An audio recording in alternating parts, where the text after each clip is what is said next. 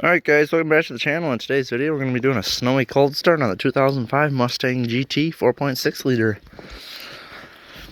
Snowy cold starts are definitely the best. We just got around, let's say 5 inches of snow last night. So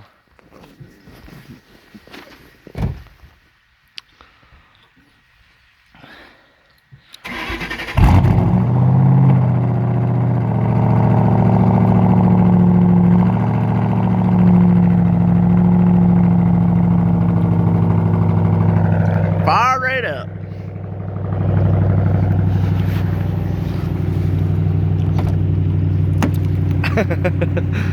Lots of snow.